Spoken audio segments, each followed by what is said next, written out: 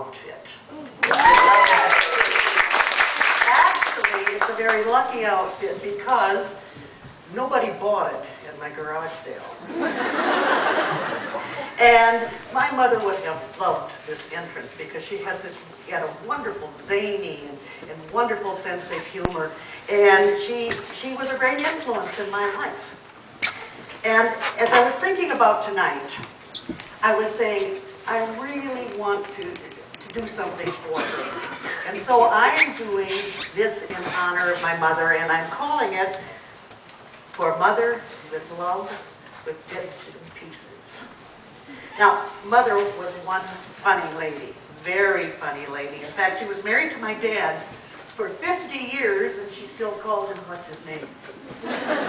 But we didn't call Dad what's his name. No way. Now, she would have liked the next piece that I'm going to do. It's a nonsense poem, and it's considered to be the greatest nonsense poem written in English.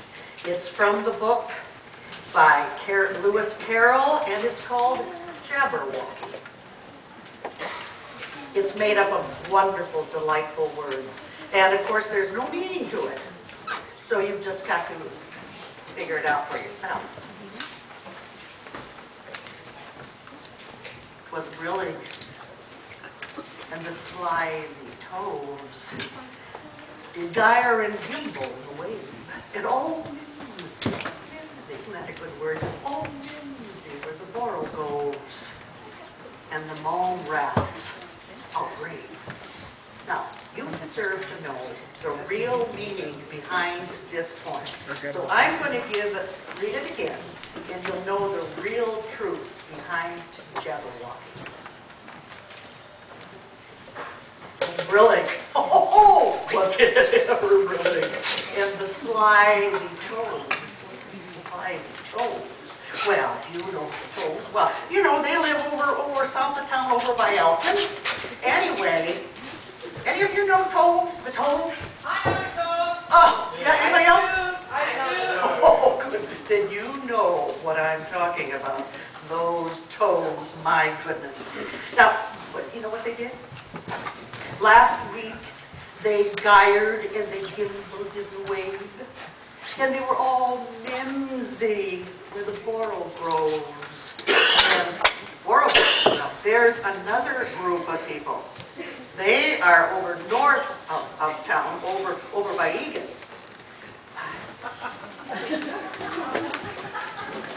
I got that wrong, didn't I? Am I in a Cheerios commercial? I guess not. All right. And the mole rats, what they did, they upgraded them right there. So now you know the real meaning of Jabberwocky. Now, Mother loved children, and children loved her. And my next bits are from a book that she would have really, really enjoyed.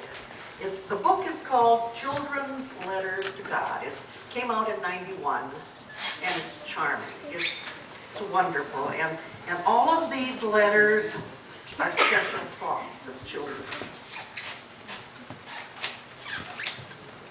Oh, you got it right. That's good. That's good. Dear God, in Sunday school, they told us what you do. Who does it when you're on vacation? Jane. Dear God, did you mean for a giraffe to look like that, or was it a mistake? Norma, that's sweet. Oh, this is one I met once. I like this one. Dear God,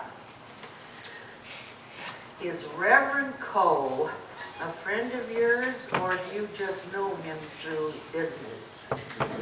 Donnie.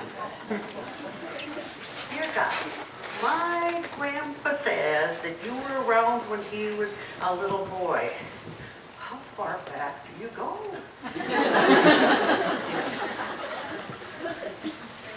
Okay, and Bruce writes, Dear God, please send me a pony. I never asked for anything before. You can look it up. tacos. Dear God, please send Dennis Clark to a different camp this year. Dear God, and this is a good one for today. I keep waiting for spring, but it never come yet. You don't forget now. You don't have to worry about me. I always look both ways. Dear God, you know, I think stapler is one of your greatest inventions. You know, and I agree with that. I use a stapler almost every day, but I think they should add paper clips because I use those a lot too. Anyway, dear God, we read Thomas Edison made light, but in Sunday school they said you did it. So I bet he stole your idea. Dear God, here comes a little bit one that's a little bit on the serious side. Dear God, I wish there was no such thing as sin, and I wish there was not so such thing as war. Tim R. Thank you for allowing me to honor my mother. My bits and pieces, I really had a good time. And Mother, I hope you and what's his name are smiling. And now, just a brief footnote. Dear God, I'm doing the best I can. Renee.